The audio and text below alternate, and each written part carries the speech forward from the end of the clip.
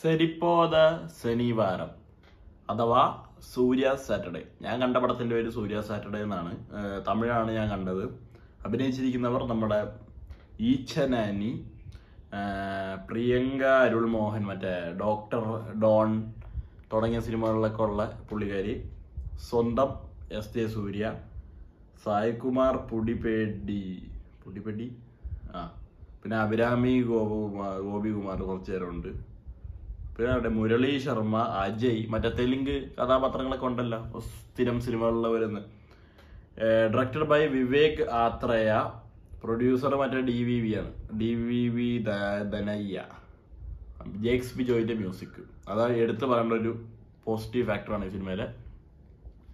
സൂര്യ Saturday നമ്മൾ എന്താ വിചാരിക്കുക, ഇപ്പോൾ സിനിമയ്ക്ക് വേണ്ടി വെള്ളിയാഴ്ച, അതുപോലെ പുള്ളീൻ്റെ ദിവസം വന്നു ഒരു ശനിയാഴ്ച, ആ ഒരു രീതിയിലായിരിക്കും എന്നൊക്കെയാണ് ഞാൻ സത്യം പറഞ്ഞ ഈ പടം കാണാൻ കയറുന്നതിന് മുമ്പ് ഞാൻ വിചാരിച്ചിരുന്നത്. സൂര്യ എന്ന് പറഞ്ഞ ഒരു പുള്ളി എന്തോ വലിയൊരു മറ്റവൻ ഒരു ശനിയാഴ്ചയിലാവുന്നു എന്നാണ് ഞാൻ വിചാരിച്ചത്. ഞാൻ ട്രെയിലർ കണ്ടിട്ടുണ്ടായിരുന്നില്ല കേട്ടോ. പടത്തിന് കയറി, ഭയങ്കര ഷോർട്ട് ടെമ്പേർഡായിട്ടുള്ളൊരു കഥാപാത്രമാണ് നമ്മുടെ നാനി ചെയ്തിരിക്കുന്നത്.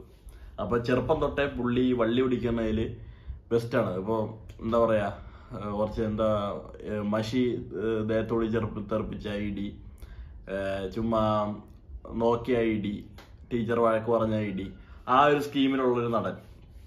അപ്പോൾ അവൻ്റെ അമ്മ അവൻ്റെ അടുത്ത് പറയാണ്, നീ ദേഷ്യം കൺട്രോൾ ചെയ്യണം, നീ ഒരു ദേഷ്യത്തിന് പുറമെ എന്തെങ്കിലും കാണിക്കുകയാണെങ്കിൽ നീ അതിനെക്കുറിച്ച് ശരിക്കും ആലോചിച്ച് അതിന് എന്തെങ്കിലും ഒരു അർത്ഥം ഉണ്ടെങ്കിൽ മാത്രമേ അവിടെ റിയാക്ട് ചെയ്യാവൂ എന്ന് പുള്ളിയുടെ അടുത്ത് പറയാണ്. എന്നിട്ട് ഓരോ ദിവസങ്ങൾ ഇങ്ങനെ പറയും, തിങ്കളാഴ്ച ഇന്ന് ചെയ്യിപ്പിച്ചൊക്കെ എന്താണ്, ഇന്ന് എന്തൊക്കെ ദേഷ്യമാണ് എനക്കുണ്ട് അതൊക്കെ എഴുതി വെക്കുക, എൻ്റെ ഇതിൽ വല്ല കഴമ്പുണ്ടെങ്കിൽ മാത്രം റിയാക്ട് ചെയ്യുക എന്നൊക്കെ പറയുന്ന ഒരു അമ്മ.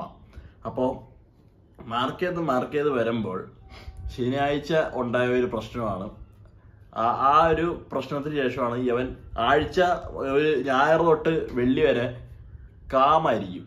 ആരെന്ത് ചെയ്താലും വീട്ടിൽ വന്ന് മറ്റേ ബുക്കിൽ അങ്ങ് എഴുതി വെക്കും, അവൻ ഇങ്ങനെ ചെയ്തു അവൻ ഇങ്ങനെ ചെയ്തു, എന്നിട്ട് ഒരു 100 തവണ ആലോചിക്കും എന്നാണ് പടത്തിൽ പറയണത്. എന്നിട്ട് ശനിയാഴ്ച എല്ലാത്തിനും ഇട്ടും മാച്ചനായിട്ട് ഗീച്ച് എല്ലാത്തിനും ഇട്ടും കൊടുക്കും. അത്ര നല്ല ദേഷ്യമുള്ള ആരാണ് അവിടെ ഉള്ള പുള്ളീൻ്റെ ഫ്രണ്ടിൽ കാണുന്ന ആളെ അങ്ങ് തീർത്തിരിക്കും. അന്ന് പുതിയ ദേഷ്യം ഒന്നല്ല, അത് നല്ല എത്തിക്സ് ഉള്ള ഒരു നായകനാണ് കേട്ടോ നമ്മുടെ നായകൻ. ശനിയാഴ്ച എന്ന് പറഞ്ഞാൽ ഒരു 12 മണിക്ക് ശേഷം 1 മിനിറ്റായ പുള്ളി ഇടിയേർത്തും, ആ ഒരു സ്കീമാണ് പുള്ളി. അപ്പോൾ എസ് സൂര്യ ഒരു കിടിലൻ റോള് തന്നെയാണ് പുള്ളി ഉള്ളത് കൊണ്ട് പടം കുറച്ചു നേരം കണ്ടു നിന്ന് പറയാടെ. എന്താ പറയാ, കുറെ നല്ല നല്ല എലവേഷൻ സീൻസ് ഒക്കെ ഉണ്ട് അവിടെ ഇവിടെയൊക്കെ. നമുക്ക് മാസ്മരികം രോമാഞ്ചം പകരുന്ന സാധനങ്ങളൊക്കെ കിട്ടുന്ന കുറെ സ്ഥലങ്ങളുണ്ട്. കുറെ പേർക്കൊക്കെ ഇതെന്താ ഒരു വെറൈറ്റി പടം പോലെയൊക്കെ തോന്നാം. പക്ഷെ ഓവറോൾ നോക്കുമ്പോൾ സാധാരണ ഒരു തെലുങ്ക് പടം ലോജിക്കൊന്നും നിങ്ങൾ നോക്കാനേ പോകരുത്. കുറെ ഇടത്ത് ഭാഗപ്പഴകളൊക്കെ ഉണ്ട്, കുറെ ഇടത്തൊക്കെ അയ്യേ ഇതെന്ത് ഇങ്ങനെ അങ്ങനെയൊക്കെ തോന്നുന്നുണ്ട്. പക്ഷെ ജേക്സ് ബിജോയിന്റെ മ്യൂസിക് എല്ലാ ഒരു അടി സീക്വൻസ് ആയാലും ബാക്കി എന്തൊരു മാസ്മരിക സാധനങ്ങൾ വരുന്നാലും പുള്ളീൻ്റെ ആ ഒരു മ്യൂസിക് ഇങ്ങനെ താങ്ങി നിർത്തുന്നത് കൊണ്ട് പടം കണ്ടോണ്ടിരിക്കുക. പിന്നെ 3 മണിക്കൂറുണ്ട്, എന്ത് കാര്യത്തിനാണെന്നുള്ള കാര്യം എനിക്ക് മനസ്സിലായിട്ടില്ല. 3 മണിക്കൂറിന് മാത്രം ഉണ്ടോ ഈ സിനിമ എന്നുള്ളൊരു ഡൗട്ടിലാണ് ഞാൻ ഇപ്പോഴും.